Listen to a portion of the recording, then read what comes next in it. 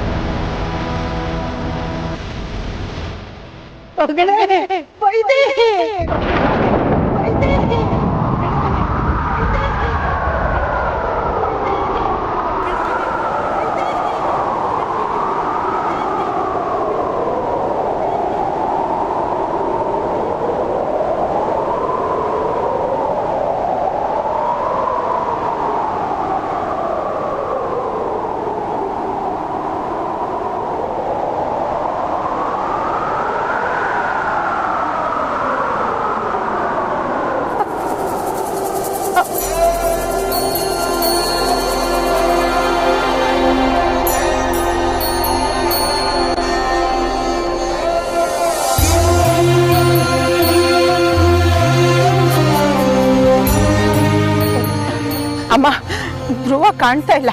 ಅದಕ್ಕೆ ವೈದೇಹಿ ಮತ್ತೆ ಮಕ್ಕಳು ಅವ್ರನ್ನ ಹುಡ್ಕೊಂಡು ಹೋಗಿದ್ದಾರೆ. ಯಾರಿಗಮ್ಮ ಹೇಳ್ತಾ ಇದೀಯಾ? ನಾನ್ ಕರೆದಿದ್ದು ನನ್ ಮಗಳು ವೈದೇಹಿನ. ಅವ್ರ ಬಗ್ಗೆನೇ ಹೇಳ್ತಾ ಇರೋದಮ್ಮ. ಏನ್ ಹೇಳ್ತಾ ಇದೀಯಮ್ಮ? ನನ್ ಮಗಳು ನನ್ ಕಣ್ಮುಂದೆನೇ ಇದ್ದಾಳಮ್ಮ.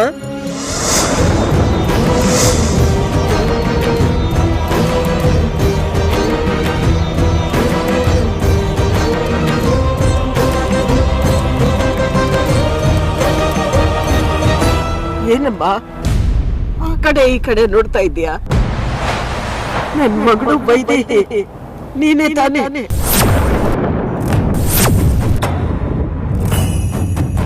ನಾನು ನಿನ್ನನ್ನೇ ಕರೆದಿದ್ದು ವೈದೇಹಿ ಅಂತ.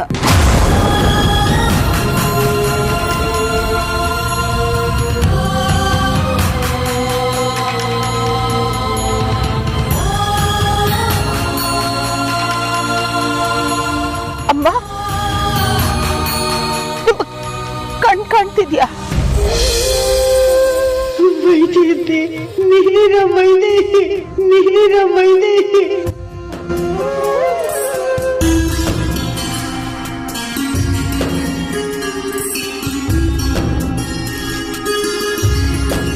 ದೇವರು ಕೊನೆಗೂ ನನಗೆ ಕಣ್ಣು ಕೊಟ್ಬಿಟ್ಟ. ನನ್ ದೃಷ್ಟಿ ಚೆನ್ನಾಗಿ ಗೊತ್ತಾಗ್ತಾ ಇದೆ. ನೀನು ನನ್ನ ಮಗಳು ವೈದೇಹಿ ತಾನೆ?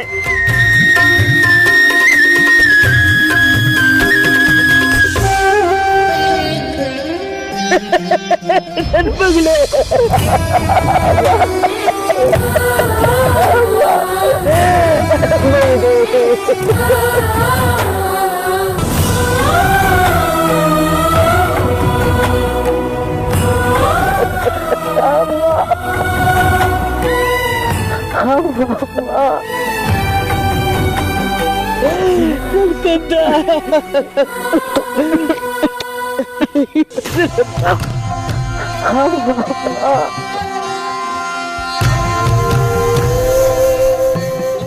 ಸತ್ತೋಗ್ಬಿಟ್ಟೆ ಅಂತ ತಿಳ್ಕೊಂಡು ವೇದಾಂತ ಕೈದಲ್ಲಿ ನಿನ್ನ ತಿಥಿ ಕಾರ್ಯ ಮಾಡೋದಕ್ಕೆ ನಾನೇ ಹೇಳಿದ್ದಲ್ಲಮ್ಮ.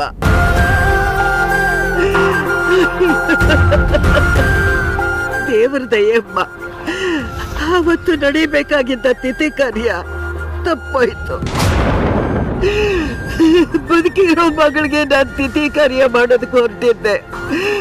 ಪಾಪಿ ಕಣಮ್ಮ, ನಾನು ಪಾಪಿ. ಹಾಗೆಲ್ಲ ಹೇಳ್ಬಾರ್ದಮ್ಮ. ಅವತ್ತು ನಾನು ಅಲ್ಲೇ ಇದ್ದೆ ಅಮ್ಮ, ಆದ್ರೆ ನಿಮ್ಗೆ ಯಾರಿಗೂ ಗೊತ್ತಾಗ್ಲಿಲ್ಲ ಅಷ್ಟೆ.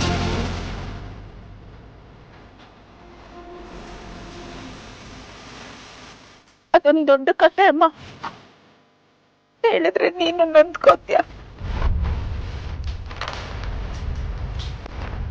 ಹಿಂದೆ ದೀಪಾವಳಿ ದಿನ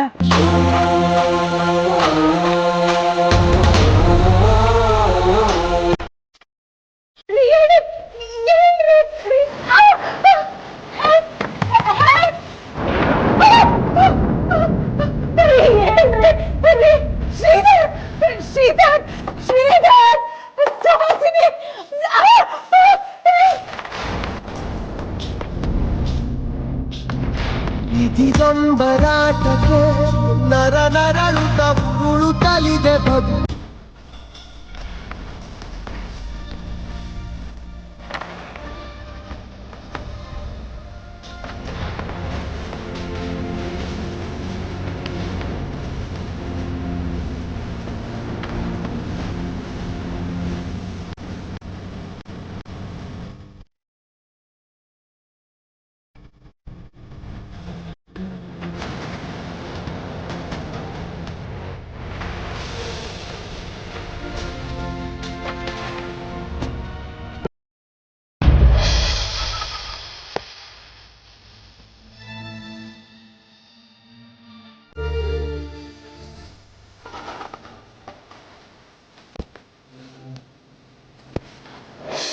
ನನ್ನನ್ನು ನಿಮ್ಮ ಮಗ ಅಂತಾನೆ ಅಂದ್ಕೊಳ್ಳಿ. ಈಗ ನೀವು ಇಲ್ಲಿ ಬಂದಿರೋದು ನಿಮ್ಮ ಮಗನ ಮನೆಗೆ ಅಂತಾನೆ ಅಂದ್ಕೊಳ್ಳಿ. ಇಲ್ಲಿ ನೀವು ತುಂಬಾನೇ ಸೇಫ್ ಆಗಿರ್ತೀರಮ್ಮ. ನೀನು ಯಾವತ್ತೂ ನಿಮಗೆ ತೊಂದರೆ ಆಗಿರೋ ರೀತಿ ನಾನು ನೋಡ್ಕೊಳ್ತೀನಿ.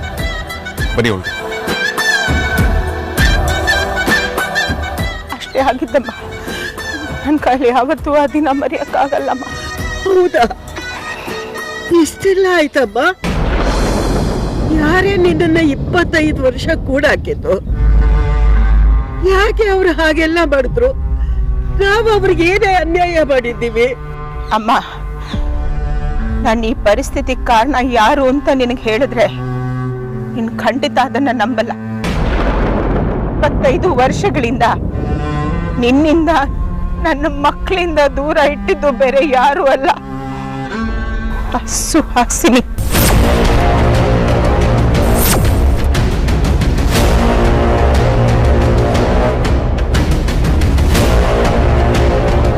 ಇವತ್ತು ನಮಗೆ ಈ ಪರಿಸ್ಥಿತಿ ಬರೋದಕ್ಕೆ ಅವಳೇ ಕಾರಣ ಅಮ್ಮ.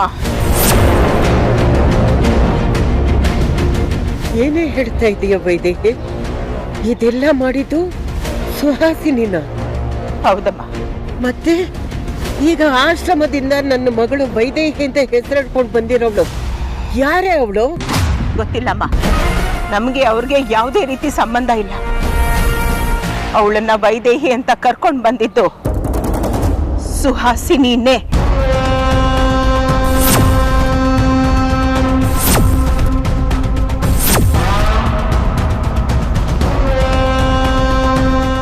ಈ ಪ್ರಶ್ನೆಗೆ ನಿಮ್ಗೆ ಉತ್ತರ ಬೇಕು ಅಂದ್ರೆ ನೀವು ಅವಳ ಹತ್ರನೇ ಕೇಳ್ಬೇಕು.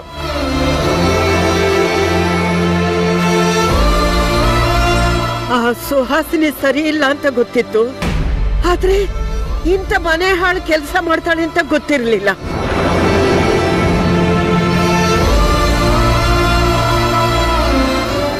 ಇವತ್ತು ಅವಳ ಸುಮ್ಮನೆ ಬಿಡಲ್ಲ, ಸಾಯಿಸ್ಬಿಡ್ತೀನಿ. ಏ ಸುಹಾಸಿನಿ, ಎಲ್ಲ ಇದೆಯಾ?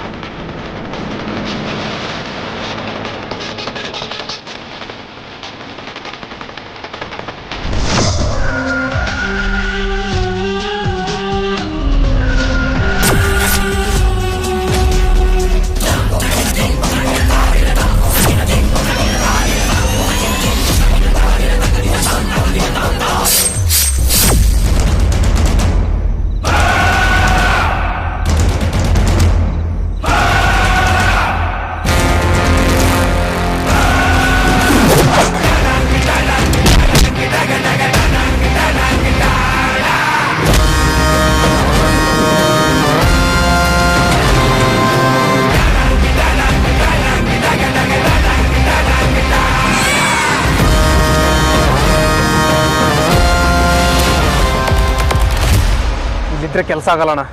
ನಾನು ಕೆಳಗಡೆ ಹೋಗ್ತೀನಿ.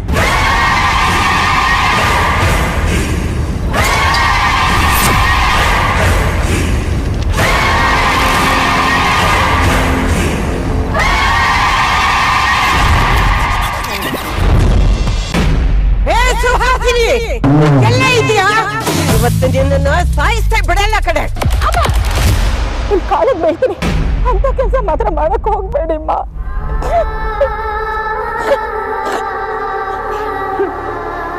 ವೈದೇಹಿ, ಏನ್ ಹೇಳ್ತಾ ಇದೀಯ ನೀನು? ಅಮ್ಮ, ವಿಕ್ರಾಂತ್ ವೇದಾಂತ್ ಇರೋವರೆಗೂ ನೀನ್ ಯಾವುದೇ ಕಾರಣಕ್ಕೂ ಭಯ ಪಡಬೇಡ. ನನ್ನ ಮಕ್ಕಳು ನಮ್ಮನ್ನ ಕಾಪಾಡ್ತಾರೆ. ನೀನು ಯೋಚನೆ ಮಾಡ್ಬೇಡ. ಇಲ್ಲ ವೈದೇಹಿ, ನನಗೆ ಏನಾಗ್ತಾ ಇದೆ ಅಂತ ನನಗೆ ಗೊತ್ತಾಗ್ತಾ ಇಲ್ಲ, ಆದ್ರೆ ಭಯ ಆಗ್ತಾ ಇದೆ. ಭಯ ಪಡಬೇಡಮ್ಮ. ಸುಹಾಸಿನಿ ಬಂಡವಾಳನ ಬಯಲು ಮಾಡಬೇಕು ಅಂತ ಇಂಥ ಒಂದ್ ದಿನಕ್ಕೆ ಕಾತರದಿಂದ ಕಾಯ್ತಾ ಇದ್ದೆ. ಆ ದಿನ ಇವತ್ತು ಬಂದಿದೆ. ಅವಳು ಯಾರನ್ನ ಬೀಳಿಸ್ಬೇಕು ಅಂತ ಕೆಡ್ಡ ತೋಡಿದ್ಲೋ, ಆ ಕೆಡ್ಡದಲ್ಲಿ ಅವಳೇ ಸ್ವತಃ ಬೀಳ್ತಾ ಇದ್ದಾಳೆ.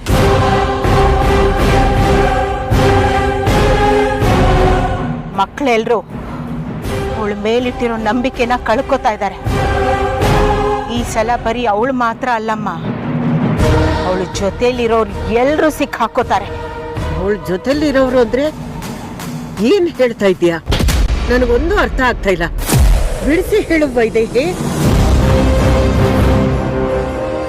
ಅಮ್ಮ, ಸುಹಾಸಿನಿ ಒಬ್ಳೇ ಇದ್ದಾಳೆ ಅನ್ಕೋಬೇಡಿ. ಅವಳು ಒಬ್ಳೇ ಇದ್ದಿದ್ರೆ ಅವಳ ಕೈಯಲ್ಲಿ ನಮ್ಮನ್ನ ಏನು ಮಾಡಕ್ಕಾಗ್ತಿರ್ಲಿಲ್ಲ. ಅವಳ ಹಿಂದೆ ಅಗ್ನಿ ಇದ್ದಾನೆ. ಇವಳು ಮಾಡೋ ಪ್ರತಿ ಕೆಲ್ಸದ ಹಿಂದೆ ಅಗ್ನಿ ಕೈವಾಡ ಇದೆ. ಅಗ್ನಿನಾ? ಅವನ್ಯಾರೋ? ಅವನಿಗೋ ಇವಳಿಗೋ ಏನ್ ಸಂಬಂಧ? ಅಮ್ಮ, ನಮ್ಮ ಯಜಮಾನ್ರು ಜಡ್ಜ್ ಆಗಿದ್ದಾಗ ಒಂದು ಗಂಡ ಹೆಂಡತಿಗೆ ಜೀವಾವಧಿ ಶಿಕ್ಷೆ ಕೊಟ್ಟಿದ್ರು, ನೆನ್ಪಿದ್ಯಾ? ಅವನ ಮಗ ಮನೆ ಬಾಗಿಲಿಗೆ ಬಂದು ದೊಡ್ಡ ಗಲಾಟೆ ಮಾಡಿದ್ದ. ಅವನೇ ಅಮ್ಮ ಈ ಅಗ್ನಿ.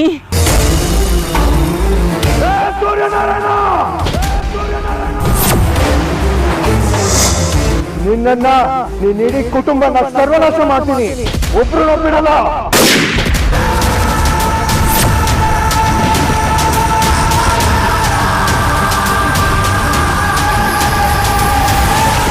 ಏನು ಹೇಳ್ತಾ ಇದೀಯ ನೀನು? ನಮ್ ಸುಹಾಸಿನಿ ಅವನ್ ಸವಾಸ ಮಾಡಿದ್ದಾಳ? ಇದನ್ನ ನಾನು ನಂಬೋದಕ್ಕೆ ಆಗ್ತಾ ಇಲ್ಲ. ಇಷ್ಟಕ್ಕೆ ಮುಗ್ದಿಲ್ಲಮ್ಮ. ನೀನು ಕೇಳಬೇಕಾಗಿರೋ ವಿಷಯ, ನಂಬೇಕಾಗಿರೋ ವಿಷಯ ಬಹಳಷ್ಟಿದೆ. ಅಮ್ಮ, ಸುಹಾಸಿನಿ ನೀನ್ ಅನ್ಕೊಂಡಷ್ಟು ಒಳ್ಳೆಯವಳಲ್ಲ. ಅವಳು ಈ ಮಟ್ಟಕ್ಕೆ ಇಳಿತಾಳೆ ಅಂತ ನಾನು ಅನ್ಕೊಂಡಿರ್ಲಿಲ್ಲ. ಅವಳ ಪ್ರಶ್ನೆ ಮಾಡ್ಬೇಡ ಅಂತ ಹೇಳ್ತೀಯಲ್ಲ. ನಾವು ರಾಕ್ಷಸರ ಜೊತೆ ಬದುಕ್ಬೇಕಾ? ಇದೇ ಅನಿವಾರ್ಯ ಅಮ್ಮ. ಸದ್ಯದ ಪರಿಸ್ಥಿತಿ ಸರಿ ಇಲ್ಲ. ಅದು ಅಲ್ಲದೆ ರೌಡಿಗಳು ನಮ್ ಧ್ರುವನ್ನ ಕಿಡ್ನಾಪ್ ಮಾಡಿದ್ದಾರೆ.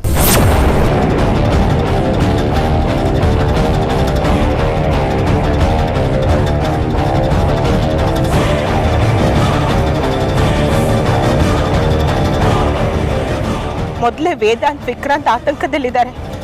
ನೀನೇ ವಿಷಯ ಅವ್ರಿಗೆ ಹೇಳಿದ್ರೆ ಅವ್ರು ಇನ್ನೂ ಭಯ ಪಟ್ಕೋತಾರೆ. ಅದಕ್ಕೋಸ್ಕರ ತಾಳ್ಮೆಯಿಂದ ಇರಮ್ಮ. ಏನ್ ಹೇಳ್ತಾ ಇದೀಯ ವೈದೇಹಿ? ಧ್ರುವನ್ನ ಕಿಡ್ನಾಪ್ ಮಾಡಿದಾರ?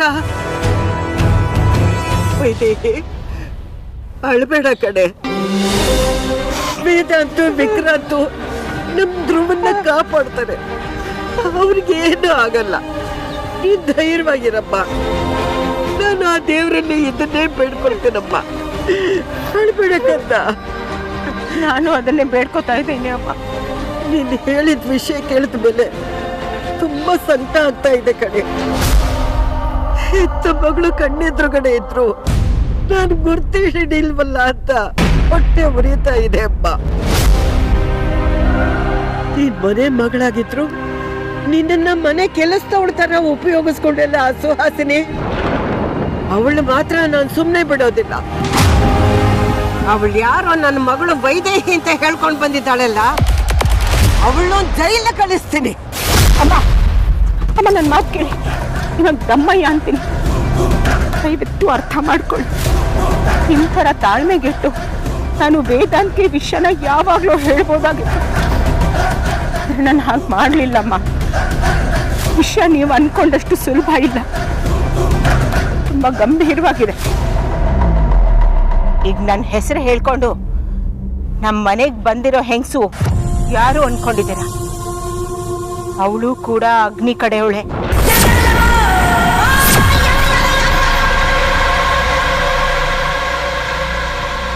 ಆ ಸುಹಾಸಿನಿ ಸರಿ ಇಲ್ಲ ಅಂತ ನನಗೆ ಗೊತ್ತಿತ್ತು. ಆದ್ರೆ ನನ್ನ ಕಣ್ಣು ಹೋದ್ಮೇಲೆ ಇಷ್ಟೆಲ್ಲ ಮಾಡ್ತಾಳೆ ಅಂತ ನನಗೆ ಗೊತ್ತಿರ್ಲಿಲ್ಲ. ನೀನು ಏನೇ ಹೇಳೋ ವೈದೇಹಿ, ನಾನು ಮಾತ್ರ ಅವರಿಬ್ಬರನ್ನ ಸುಮ್ಮನೆ ಬಿಡೋದಿಲ್ಲ. ಈಗಲೇ ಈ ವಿಷಯನ ವೇದಾಂತಕ್ಕೆ ಹೇಳಿ ಅವ್ರನ್ನ ಜೈಲ ಕಳಿಸ್ತೀನಿ. ಅಮ್ಮ, ಆ ಥರದಲ್ಲಿ ನಿರ್ಧಾರ ತಗೊಳ್ಳೋದ್ರಿಂದ ಏನು ಪ್ರಯೋಜನ ಇಲ್ಲಮ್ಮ. ನೀವು ಈ ವಿಷಯನ ವೇದಾಂತ್ ಹೇಳೋದ್ರಿಂದ ಸಮಸ್ಯೆ ಬಗೆಹರಿಯಲ್ಲ, ಸಮಸ್ಯೆ ಇನ್ನೂ ಜಾಸ್ತಿ ಆಗುತ್ತೆ. ನೀವೇನಾದ್ರೂ ಈ ವಿಷಯನ ವೇದಾಂತ್ ಹೇಳಿದೀರಾ ಅಂತ ಅವ್ರಿಗೆ ಗೊತ್ತಾದ್ರೆ ಅವರು ನಮ್ಮನ್ನೆಲ್ಲ ಸಾಯಿಸ್ಬಿಡ್ತಾರಮ್ಮ. ಅದಕ್ಕೆ ನಾವು ಅವರನ್ನ ಎದುರು ಹಾಕೊಳ್ದೆ ತುಂಬಾ ಬುದ್ಧಿವಂತಿಕೆಯಿಂದ ಪಾಠ ಕಲಿಸ್ಬೇಕು. ಅಲ್ಲಿವರೆಗೂ ಸ್ವಲ್ಪ ತಾಳ್ಮೆಯಿಂದ ಇರಮ್ಮ. ದುಡುಕಿ ವೇದಾಂತ್ ಹೇಳ್ತೀನಿ ಅಂತ ಹೇಳ್ಬೇಡ. ನೀನ್ ಹೇಳ್ತಾ ಇದೀಯಾ ಅಂತ ನಾನು ಸುಮ್ಮನೆ ಇರ್ಬೇಕಾಗಿದೆ. ಇಲ್ಲ ಅಂದಿದ್ರೆ ವೇದಾಂತ್ಗೆ ಈ ವಿಷಯ ಹೇಳಿ ಅವ್ರನ್ನ ಜೈಲಿಗೆ ಹಾಕಿಸ್ತಾ ಇದ್ದೆ. ಅಮ್ಮ, ನಿಮ್ಮ ಕೈ ಮುಗಿ ಕೇಳ್ಕೊತೀನಿ, ಈ ವಿಷಯನ ಯಾರಿಗೂ ಹೇಳ್ಬೇಡ. ಇದರಿಂದ ನನ್ನ ವೇದಾಂತ ಜೀವಕ್ಕೆ ಅಪಾಯ ಇದೆಯಮ್ಮ. ಮೊದಲೇ ನನ್ನ ಮಕ್ಕಳನ್ನ ಇವರು ಸಾಯಿಸ್ಬೇಕು ಅಂತ ಇದ್ದಾರೆ. ಇನ್ ವೇದಾಂತ್ಗೆ ಈ ವಿಷಯ ಗೊತ್ತು ಅಂದ್ರೆ ಅವ್ರು ಸುಮ್ಮನೆ ಬಿಡ್ತಾರೇನಮ್ಮ. ಹೋದ್ಸಲ ಧ್ರುವನ್ ಆಕ್ಸಿಡೆಂಟ್ ಮಾಡಿಸಿದ್ರು, ಈ ಸಲ ಅವನನ್ನ ಕಿಡ್ನಾಪ್ ಮಾಡಿಸಿದ್ದಾರೆ. ಒಂದು ವಿಷಯ ನೆನಪಿನಲ್ಲಿ ಇಟ್ಕೊಮ್ಮ, ನಾವು ಅವ್ರಿಗೆ ಯಾವ ವಿಷಯನೂ ಬಿಟ್ಕೊಡ್ಬಾರ್ದು. ನಿಮ್ಮ ಕಣ್ಣು ಕಾಣೋ ವಿಷಯ ಕೂಡ ಅವ್ರಿಗೆ ಹೇಳ್ಬಾರ್ದು ಅಮ್ಮ. ಯಾವುದೇ ಕಾರಣಕ್ಕೂ ನಾನು ನಿಮ್ಮ ಮಗಳು ಅನ್ನೋ ವಿಷಯ ನಿಮಗೆ ಗೊತ್ತಾಗಿದೆ ಅನ್ನೋದು ಕೂಡ ಅವಳಿಗೆ ಗೊತ್ತಾಗಬಾರ್ದು. ಇಲ್ಲದೆ ಹೋದ್ರೆ ನನ್ನ ಮಕ್ಕಳನ್ನ ಸಾಯಿಸ್ಬಿಡ್ತಾರಮ್ಮ ಅವರು. ಅದು ಹೇಗಾಗತ್ತೆ? ಎಲ್ಲ ಗೊತ್ತಿದ್ದು ನಾನು ಬಾಯಿ ಮುಚ್ಕೊಂಡು ಹೇಗೆ ಸುಮ್ಮನಿರ್ಲಿ? ಇವತ್ತು ಯಾವಳ ನನ್ನ ಮಗಳು ವೈದೇಹಿ ಅಂತ ಬಂದಿದ್ದಾಳೆ, ನಾಳೆ ಇನ್ನೊಬ್ಬಳು ಬರ್ತಾಳೆ. ಇಲ್ಲ, ಇದಕ್ಕೆಲ್ಲ ಒಂದು ಮುಕ್ತಿ ಕಾಣಿಸ್ಲೇಬೇಕು. ಅಮ್ಮ, ನಿಮ್ಗೆ ಯಾಕೆ ಅರ್ಥ ಆಗ್ತಾ ಇಲ್ಲ? ಈ ವಿಷಯ ವಿಕ್ರಾಂತ್ಗೆ ವೇದಾಂತ್ಗೆ ಹೇಳಬೇಕು ಅಂತ ತುಂಬಾ ಸಲ ಯೋಚನೆ ಮಾಡಿದ್ದೀನಿ. ಆದ್ರೆ ಆ ಸುಹಾಸಿನಿ ಧ್ರುವನ್ನ ಸಾಯಿಸ್ಬಿಡ್ತೀನಿ ಅಂತ ನಂಗೆ ಎಷ್ಟೋ ಸಲ ಬೆದರಿಕೆ ಹಾಕಿದಾಳೆ. ಮೊನ್ನೆ ಮೆಟ್ಲ ಮೇಲಿಂದ ಧ್ರುವ ಬಿದ್ದ ಅಲ್ವಮ್ಮ, ಅವನಾಗೆ ಬಿದ್ದ ಅನ್ಕೊಂಡ್ಯಾ? ಇಲ್ಲಮ್ಮ, ಆ ಸುಹಾಸಿನಿ ಅವನನ್ನ ತಳ್ಳಿದ್ದು. ಅಷ್ಟೇ ಅಲ್ಲ, ಆದ್ಯನ್ನು ಸಾಯಿಸಿನಿ ಅಂತ ನನಗೆ ಬೆದರಿಕೆ ಹಾಕಿದ್ಲು. ಅದಕ್ಕೆ ಇಷ್ಟು ದಿನ ನಾನು ಹಲ್ಲು ಕಚ್ಕೊಂಡು ಸುಮ್ಮನೆ ಇರೋದು. ಅಷ್ಟೇ ಅಲ್ಲಮ್ಮ, ನಿಮ್ ಕಣ್ಣು ಹೋಗೋದಕ್ಕೆ ಕೂಡ ಅವಳೇ ಕಾರಣ.